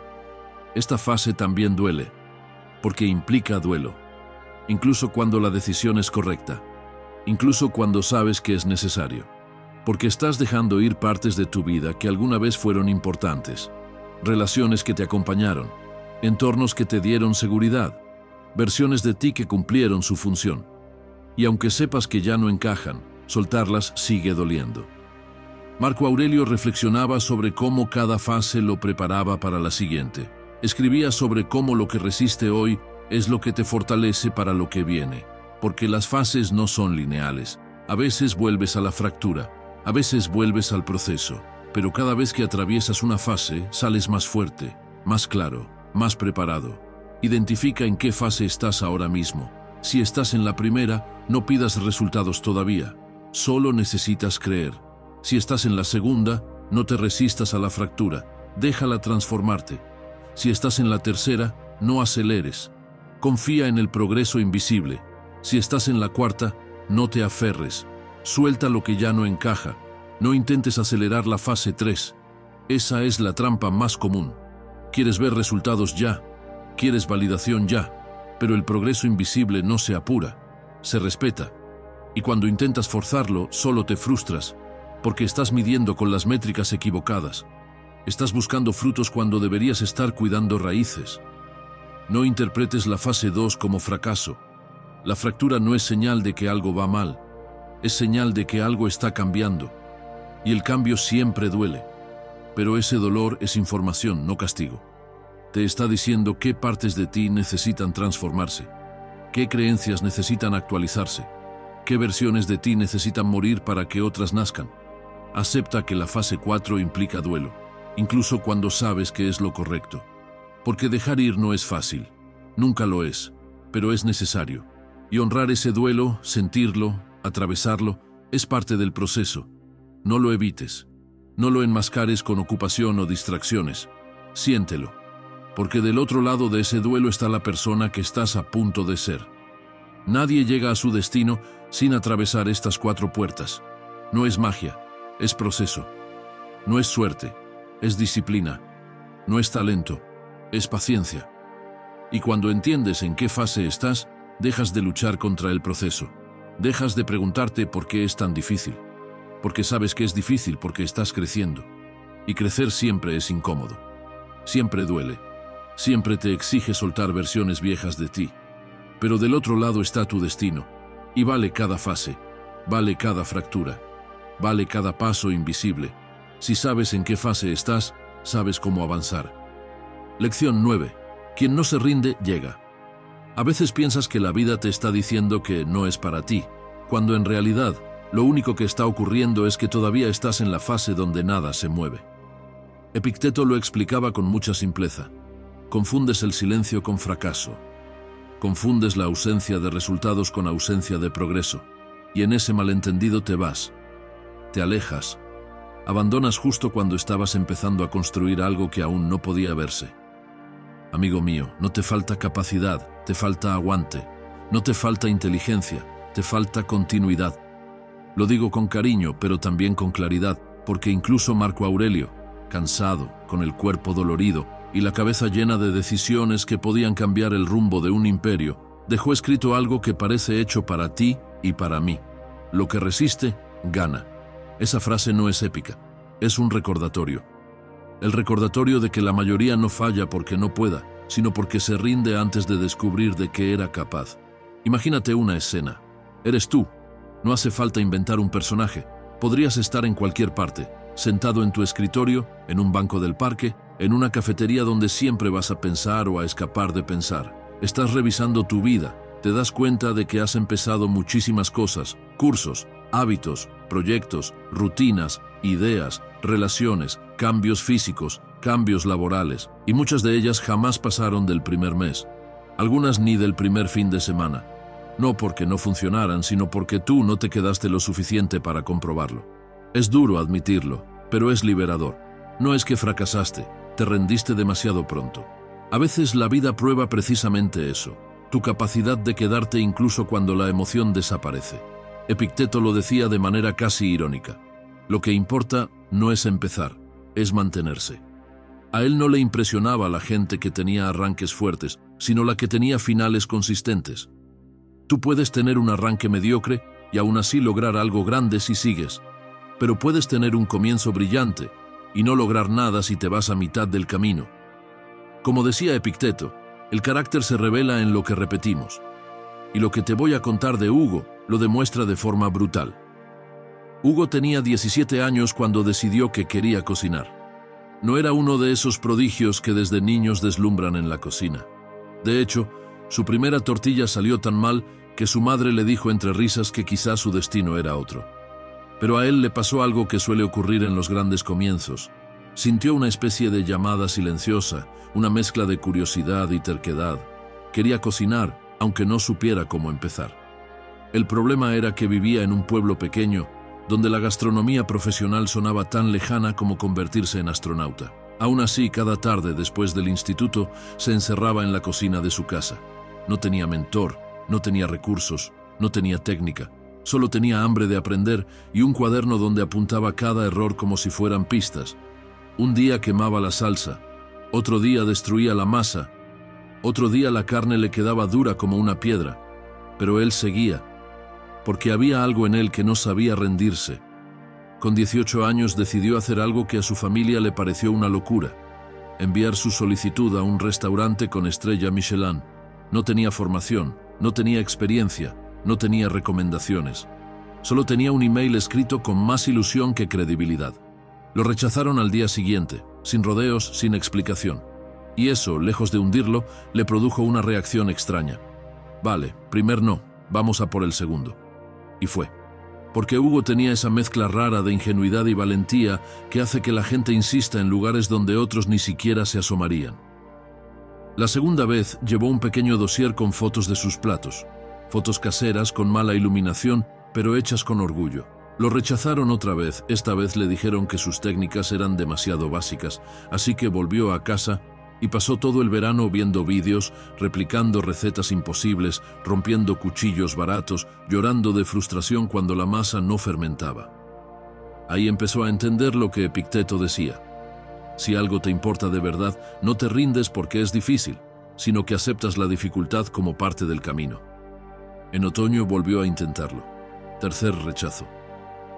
Esta vez el motivo fue que era demasiado joven. Ese día sí se derrumbó un poco. Cerró la puerta de su habitación y sintió por primera vez ese nudo en el pecho que te hace dudar de todo. ¿Y si realmente no valgo? ¿Y si esta gente ve algo que yo no veo? ¿Y si estoy persiguiendo un sueño ridículo? Pero cuando abrió su cuaderno, donde anotaba cada fallo como si fueran escalones, leyó una frase que había escrito meses antes. Si me rindo hoy, mañana no sabré qué habría pasado. Y volvió a levantarse. Cuarto intento, rechazo. Quinto intento, rechazo. Ahora sí tenía motivos para detenerse. 5 veces es humillante. 5 veces te deja la autoestima temblando. 5 veces hace que cualquier persona normal renuncie. Su madre incluso le dijo que quizá era momento de pensar en un plan B, pero ahí ocurrió algo que define a la gente que llega lejos. Hugo decidió que si iba a volver, no lo haría igual. Esta vez no quería ir a pedir que lo aceptaran. Quería demostrar que merecía estar allí. Durante meses estudió como un loco, no solo cocina, sino gestión del estrés, cómo funciona un servicio real, cómo piensa un chef cuando diseña un menú. Empezó a practicar técnicas avanzadas usando utensilios que él mismo improvisaba porque no podía comprarlos. Si necesitaba una mandolina profesional, se las arreglaba con un rallador y una tabla. Si necesitaba controlar la temperatura, usaba un termómetro barato y mucha paciencia. Y anotaba todo, absolutamente todo. Pero lo más importante no fue su avance técnico, sino algo mucho más profundo. Aprendió a escuchar sus rechazos. Cada uno le había dicho algo. Muy joven, falta de técnica, falta de experiencia, falta de estilo propio. Así que convirtió cada crítica en un objetivo. Donde otros veían puertas cerradas, él vio un mapa. Cuando volvió por sexta vez al restaurante, no llevaba fotos, no llevaba un email bonito. Llevaba un cuaderno entero lleno de mejoras, con fechas, con pruebas, con análisis. Llevaba constancia. Llevaba oficio. Llevaba horas de fracaso convertidas en aprendizaje. Llevaba, sobre todo, persistencia. Entró a la recepción con las manos temblando, pero con la mirada firme. Cuando el jefe de cocina lo vio, dijo sin necesidad de revisar nada más: «Nadie vuelve 6 veces. Pasa, déjame ver qué sabes hacer». Ese día, Hugo entró por primera vez en una cocina profesional. Ese día entendió que la persistencia tiene un lenguaje que todos los seres humanos reconocen, incluso los más exigentes. Ese día confirmó lo que Marco Aurelio escribía en su cuaderno: «La resistencia es más poderosa que el talento». Los primeros meses fueron un infierno. Cometió errores absurdos. Quiso renunciar 1000 veces. Se sintió torpe, lento, fuera de lugar. Sus compañeros lo miraban con cara de «¿Cómo dejaron entrar a este niño?». Pero él ya había soportado 5 rechazos, ya sabía aguantar. Ya sabía que la mayoría abandona justo antes del salto. Así que siguió callado, aprendiendo, observando, afinando cada movimiento. 5 años después, ya era su chef. Ya lideraba turnos completos, ya estaba diseñando platos que aparecían en revistas gastronómicas. Y cuando le preguntaron cuál había sido su secreto, no habló de técnica, ni de talento, ni de creatividad. Sonrió como quien conoce una verdad sencilla y dijo: «No me fui». Esa frase lo resume todo. No me fui, no me rendí. No dejé que un no definiera mi destino. No confundí 5 rechazos con una puerta cerrada. No usé el cansancio como excusa. No dejé que la duda decidiera por mí. Y sobre todo no dejé de presentarme. Ahí está la esencia de la persistencia. Seguir apareciendo incluso cuando todo te dice que no tiene sentido. Insistir cuando tu mente está cansada, cuando el resultado no llega, cuando los demás avanzan más rápido, cuando tú solo ves tus fallos. Persistir no es ser fuerte, es ser leal a la persona en la que quieres convertirte. Hugo no era especial. No tenía ventajas. No tenía alguien que le abriera puertas. Lo único que tenía era la decisión, invisible para los demás, pero gigante para él, de seguir. Y eso fue suficiente para mover montañas. La vida funciona igual. A veces te pide que sigas un poco más justo cuando parece que nada está funcionando. Marco Aurelio mismo, en sus noches más difíciles, escribía que había días en los que el simple acto de levantarse era una batalla. Él, un emperador. Y aún así, entendía algo que tú necesitas recordar. No se trata de sentir ganas, sino de cumplir con la acción que te toca hoy. La persistencia también tiene un enemigo silencioso: la comparación. Crees que otros avanzan más rápido, que tienen más talento, que poseen un don que tú no tienes. No ves su proceso interno, no ves su acumulación, solo ves el resultado final. Y eso te frustra. Pero ese es el truco del cerebro. Te muestra el fruto ajeno y te esconde la raíz. Y tú interpretas que tu raíz es débil cuando lo único que te falta es seguir regándola. Y, escucha, la mayoría abandona no porque no pueda, sino porque espera resultados demasiado pronto. Tu cerebro está programado para pedir recompensas rápidas. Cada vez que no las obtiene, interpreta que algo está mal. Pero no es que esté mal. Es que estás construyendo algo que requiere más tiempo del que tu impaciencia quiere aceptar. La pregunta es, ¿qué haces cuando no ves resultados? La mayoría deja de actuar. El estoico sigue. No porque sea de piedra, sino porque entiende que la falta de resultados no es una señal para detenerse, sino para ajustar, para observar, para mantenerse. Ellos tenían un concepto que te puede ayudar. Prosoché, atención al presente. Es decir, no pienses en lo que falta, piensa en la siguiente acción mínima. Solo una, después otra, y otra. Así se construye cualquier transformación real. Quiero que pruebes algo. La próxima vez que sientas que quieres rendirte, no tomes una decisión emocional. Suspende el juicio. No decidas abandonar en un día malo. Haz solo la siguiente acción. La más pequeña, la que no cuesta, la que no te abruma. Y después evalúa cómo te sientes. La mayoría de las veces, lo que quieres no es rendirte. Lo que quieres es descansar. Son cosas distintas. También te ayudará esto. Dale 3 meses reales a cualquier cosa antes de juzgarla. 3 meses completos, no 3 semanas sueltas. 3 meses donde, aunque sea poco a poco, sigas. Ese mínimo cambia la estructura de tu cerebro. Hace que el hábito deje de depender de emoción y empiece a depender de identidad. Quien repite 3 meses seguidos deja de decir «lo estoy intentando» y empieza a decir «esto es parte de mí». La persistencia, al final, es un acto de respeto. Respeto hacia la persona en la que quieres convertirte. Respeto hacia tu visión. Respeto hacia el proceso. Séneca lo resumió bien. La suerte llega cuando la preparación se encuentra con la oportunidad. Y la oportunidad siempre llega. Lo difícil es estar preparado cuando lo haga. La mayoría no está preparada porque se rinde antes de completarse. La verdad, amigo mío, es esta. Llegarás no por ser especial, sino porque no te irás. Porque decidirás quedarte cuando otros se marchen. Porque entenderás que el progreso es lento, silencioso y acumulativo. Porque aceptarás que frustrarte no es señal de que estés fallando, sino de que estás creciendo. Porque sabrás que nada florece sin tiempo. Porque descubrirás que ser constante es más valioso que ser perfecto. Quien no se rinde, llega. Y tú puedes llegar. Solo tienes que seguir aquí un poco más. Ahora voy a hacerte una pregunta que quizá nunca te has hecho. ¿Qué cosa empezaste alguna vez y abandonaste demasiado pronto? Escríbelo en los comentarios, no para juzgarte, sino para que juntos podamos retomarlo con otra mirada. Y si prefieres algo más simple, escribe, esta vez no me voy. Lección 10. Tu enfoque decide tu energía. Tu mente es como una linterna. Donde apuntas, ilumina. Donde no, queda en sombra.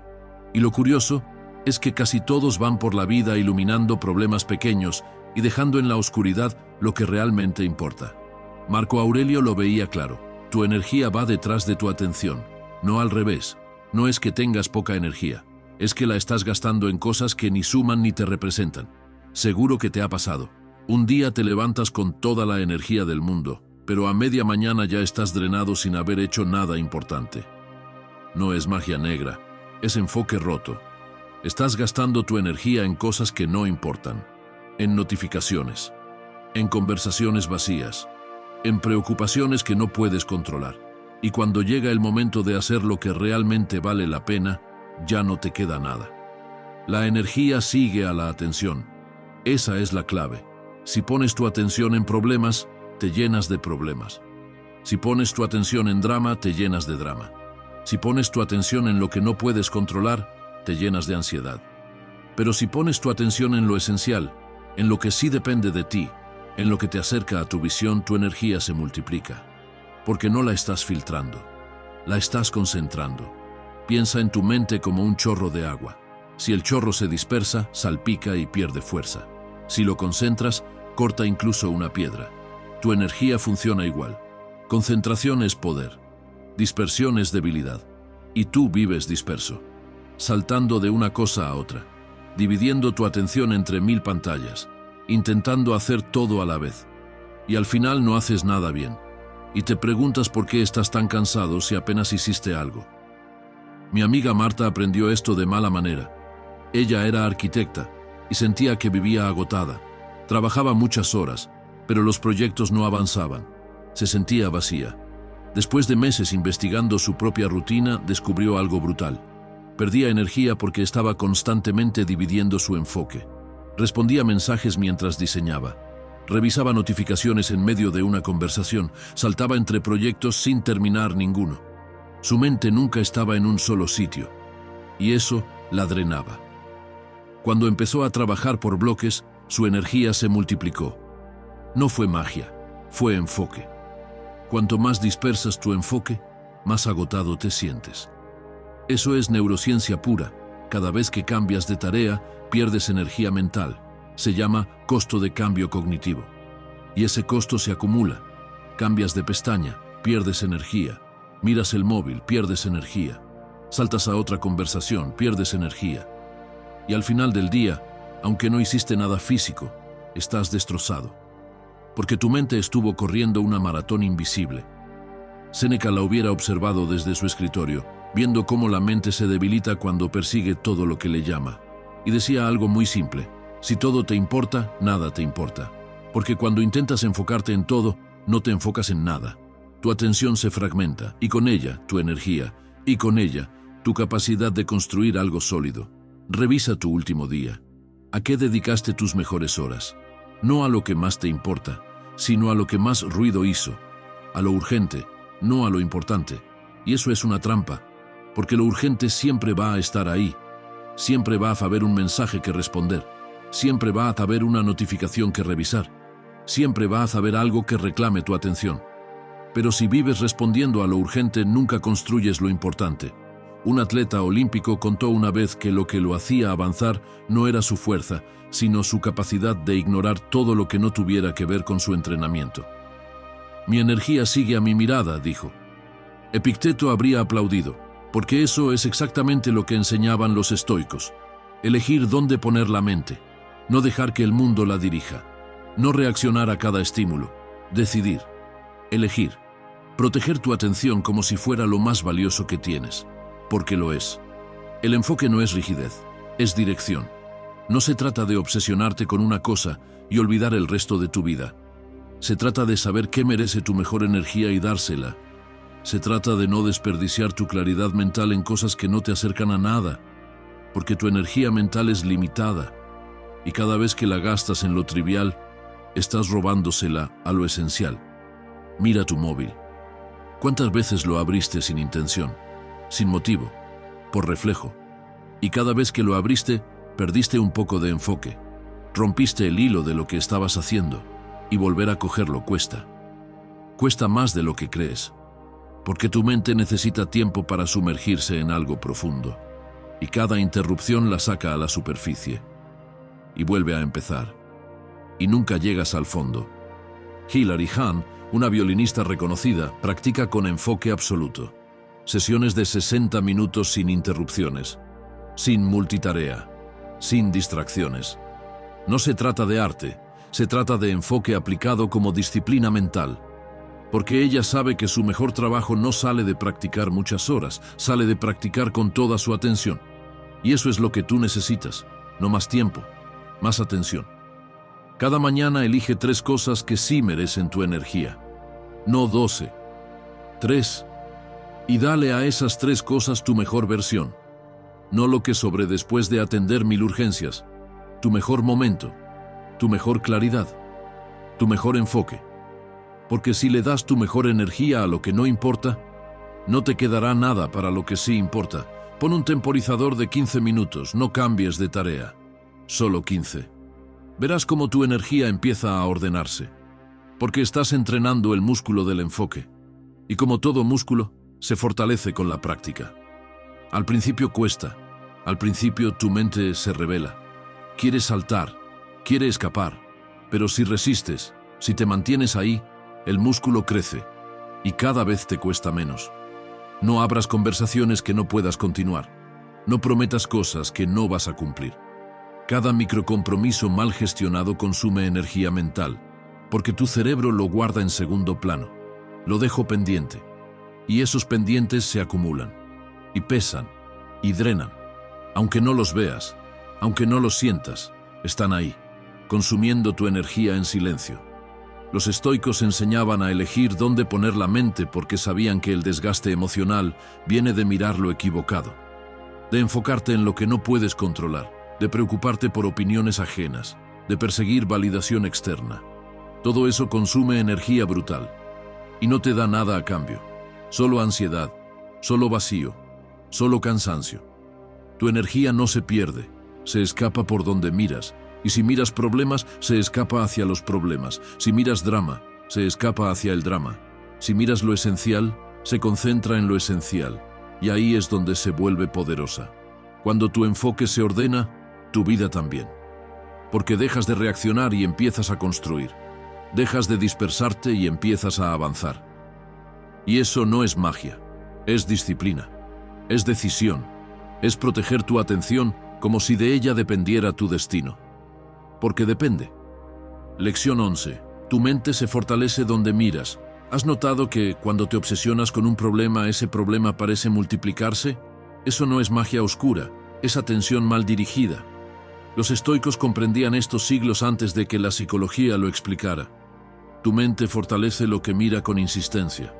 Y la mayoría de la gente mira constantemente lo que no funciona, lo que falta, lo que duele.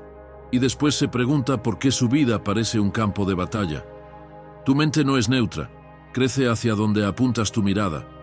Piensa en tu atención como la luz de un escenario. Todo lo que iluminas cobra vida. Se vuelve más real, más presente, más poderoso. Lo que dejas a oscuras pierde fuerza. Se difumina, se vuelve irrelevante. Y tú eliges cada día qué iluminas. El problema es que casi nadie lo hace de forma consciente. Iluminan por reflejo, por costumbre, por lo que grita más fuerte. Si yo te pidiera que me dijeras ahora mismo 3 errores que cometiste esta semana, los dirías en un segundo. Pero si te pido 3 cosas buenas que has hecho, te cuesta más. No es porque no existan, es porque no las miras. Porque tu atención está entrenada para buscar lo que falla, para detectar problemas, para identificar amenazas, y eso tiene sentido evolutivo, pero es pésimo para tu crecimiento.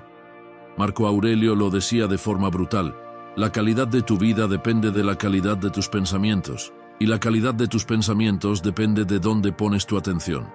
Porque aquello que ejercitas crece, lo que ignoras se atrofia, y en tu vida pasa igual. Si ejercitas la queja, te vuelves un experto en quejarte. Si ejercitas la gratitud, te vuelves experto en encontrar razones para estar agradecido. No es positivismo barato, es dirección mental. En la antigua Grecia había una leyenda sobre un escultor que pasaba horas observando una piedra antes de tocarla. La gente le preguntaba por qué perdía tanto tiempo mirando. Y él respondía: no miro la piedra, miro lo que hay dentro de ella. Cuando puedo verlo con claridad, el resto es solo trabajo. Esa es la diferencia entre alguien que construye algo extraordinario y alguien que solo rompe piedras. La dirección de la mirada. Lucía decide empezar a correr. Sus primeras 2 semanas son duras. Se fija solo en su cansancio, en lo lenta que va, en lo lejos que está de correr 5 kilómetros. Y se desmotiva.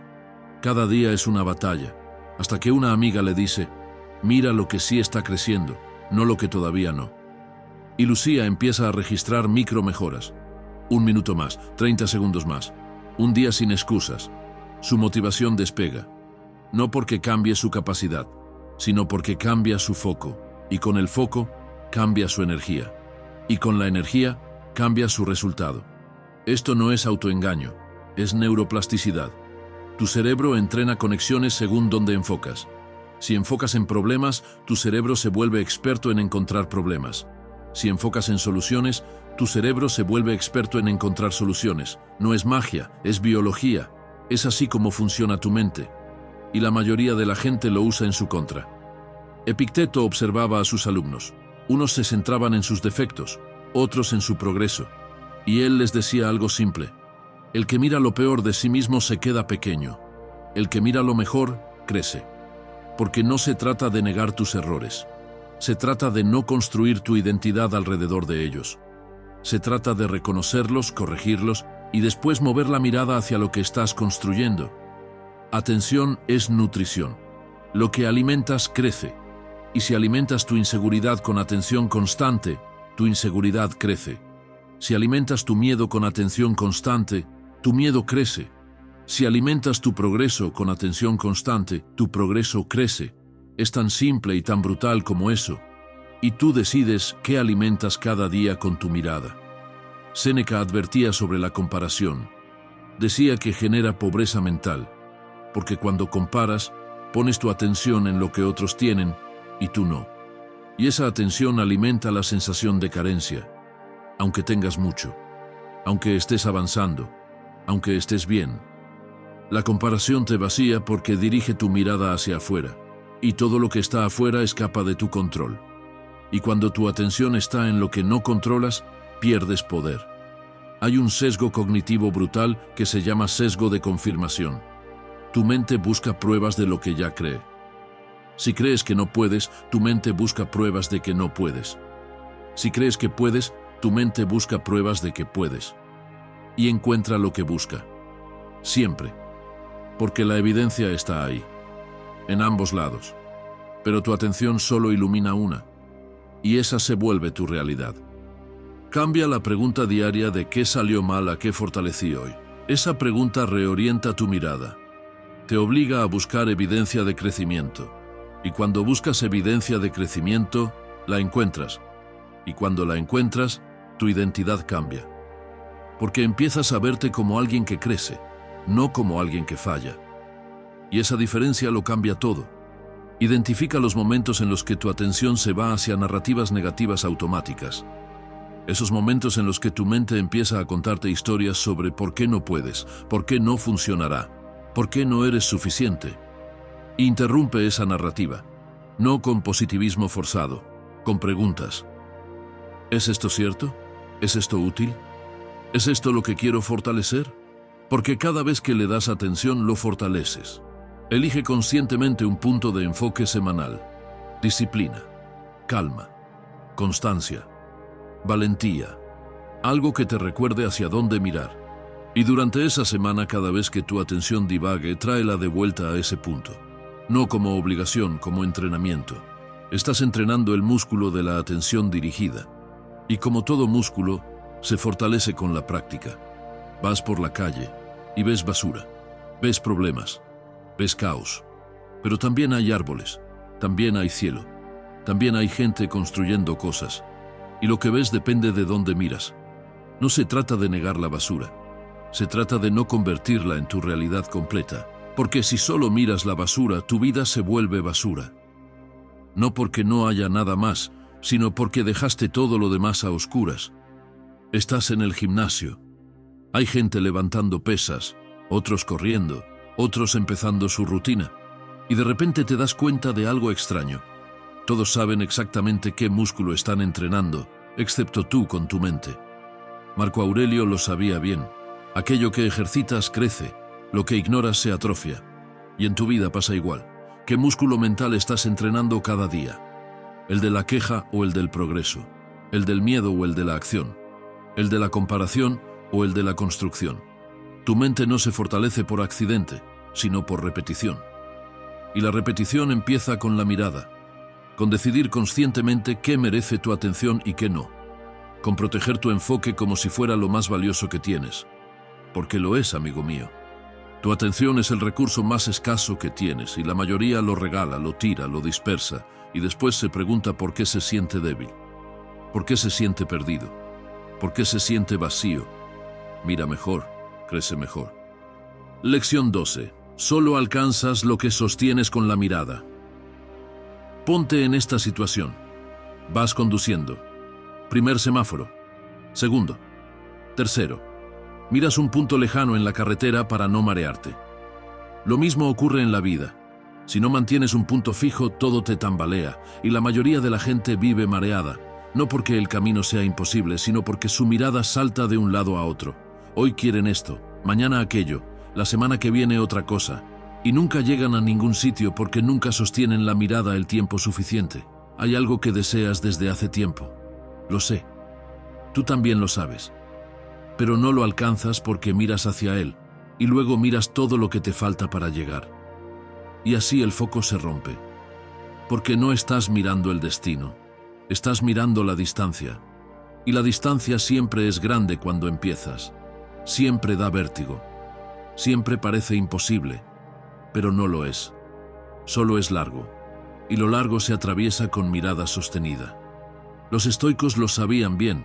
Tu destino no se cumple por suerte, sino por enfoque sostenido. No por talento, no por oportunidades, por capacidad de mantener tu atención en lo esencial mientras todo a tu alrededor grita, mientras las opiniones te tiran, mientras las comparaciones te distraen, mientras las dudas te susurran. Y esa capacidad no es innata, es entrenada. Y se entrena decidiendo cada día que tu visión importa más que el ruido. Piensa en tu visión como una estrella polar. Si la miras de manera intermitente, te pierdes. Miras hoy, no miras mañana. Avanzas 3 pasos, retrocedes 2. Cambias de dirección cada semana, y al final del año sigues en el mismo sitio. Pero si la sostienes aunque haya nubes, avanzas igual, porque no necesitas verla siempre. Solo necesitas no olvidar su posición. Solo necesitas recordar hacia dónde apuntabas cuando empezaste. Alcanzas aquello que eres capaz de mirar sin desviar la vista. Esa es la regla. No alcanzas lo que mereces. No alcanzas lo que sueñas. Alcanzas lo que sostienes con la mirada. Porque sostener la mirada es sostener la intención. Y sostener la intención es sostener la acción. Y sostener la acción es construir el destino. Paso a paso, día a día, sin espectáculo, sin aplausos. Solo constancia invisible que después se vuelve resultado visible. El mundo está diseñado para romper tu enfoque. Opiniones que te cuestionan, comparaciones que te debilitan, interrupciones que te desvían. Y si no proteges tu mirada, el mundo decide por ti. Te lleva donde él quiere, no donde tú quieres. Y años después te das cuenta de que viviste la vida que todos esperaban, no la que tú elegiste, porque nunca sostuviste tu mirada el tiempo suficiente para construir la tuya. Séneca se sentaba en su escritorio a revisar cada línea que escribía, no para que quedara perfecta, sino para recordar que su propósito no era impresionar, sino comprender. Ese tipo de enfoque interior es el que lo sostuvo, porque su mirada estaba en el proceso, en el trabajo, en la construcción, no en el aplauso, no en el reconocimiento. Y eso lo hacía libre, porque su destino no dependía de lo que otros pensaran, dependía de lo que él sostuviera con su mirada. La constancia visual es constancia mental. Si puedes mantener una imagen clara de lo que quieres construir, tu mente trabaja para ti, aunque no lo notes, aunque no lo sientas. Tu cerebro busca oportunidades, identifica recursos, conecta información, y todo eso pasa en segundo plano. Pero solo pasa si la imagen es clara, si la sostienes, si no la cambias cada semana, porque tu cerebro no puede construir algo que cambia constantemente de forma. Hay una teoría en psicología que se llama objetivo dominante. Lo que sostienes como prioridad guía tus decisiones inconscientemente, aunque no lo notes, aunque creas que decides libremente. Tu objetivo dominante está ahí, filtrando opciones, orientando acciones, moviendo energía, pero solo funciona si es claro, si es estable, si no cambia cada vez que algo te incomoda. La motivación baja, eso es normal. Hay días en los que no sientes nada, días en los que todo parece gris, días en los que te preguntas si vale la pena seguir. Pero si tu visión es estable, sigues caminando, no porque sientas ganas, porque recuerdas hacia dónde ibas, y esa memoria es suficiente. Es el ancla que te sostiene cuando todo lo demás se mueve. Elige un objetivo que puedas sostener sin necesidad de motivación diaria, porque la motivación es volátil, sube, baja, desaparece. Pero un objetivo bien elegido no necesita motivación, solo necesita claridad. Y esa claridad viene de mirarlo todos los días, no como obligación, como recordatorio, como brújula, como punto fijo en medio del caos. Crea un pequeño ritual de enfoque, 3 minutos mirando tu objetivo escrito antes de empezar el día. No pensando en lo que te falta, no pensando en los obstáculos, solo mirando el punto. Recordando por qué empezaste, recordando hacia dónde vas. Y después empieza tu día, porque esos 3 minutos reorientan todo lo demás. Te recuerdan que tienes dirección, que no estás perdido, que solo estás en proceso. No mires lo que te falta, mira lo que te corresponde hacer hoy, porque lo que te falta es abstracto, es grande, es abrumador. Pero lo que te corresponde hacer hoy es concreto, es pequeño, es manejable. Y cuando sumas todos los días, cuando sumas todas las acciones pequeñas con mirada sostenida, el destino se construye, no de golpe, poco a poco, tan lento que ni lo notas, hasta que un día miras atrás y te das cuenta de que llegaste. Quizá ya te ha pasado. Empiezas algo con ilusión y al mes ya no lo ves igual. Te preguntas si vale la pena seguir. Tu voz interna se parte en dos. Una dice abandona, la otra dice mantén la mirada. Marco Aurelio habría apoyado a la segunda sin dudar, porque él sabía que la disciplina de sostener la mirada en lo esencial es lo único que separa a quien construye un destino de quien solo reacciona a las circunstancias. Tu vida no cambia cuando decides empezar, cambia cuando decides no apartar la mirada, porque empezar es fácil. Todo el mundo empieza. Pero sostener la mirada mientras los meses pasan, mientras los resultados tardan, mientras nadie te ve, eso es lo difícil. Y eso es lo que construye destinos.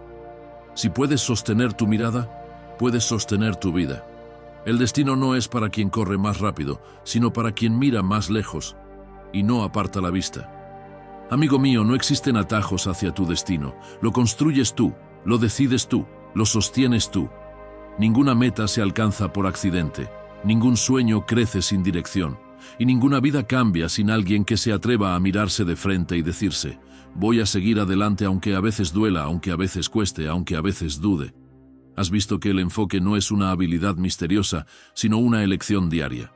Has visto que cada etapa que se cierra te libera para avanzar, que cada victoria temprana debe impulsarte, no frenarte, que la claridad llega cuando ordenas tu mente, y que la fuerza aparece cuando decides no soltarte de lo que realmente importa.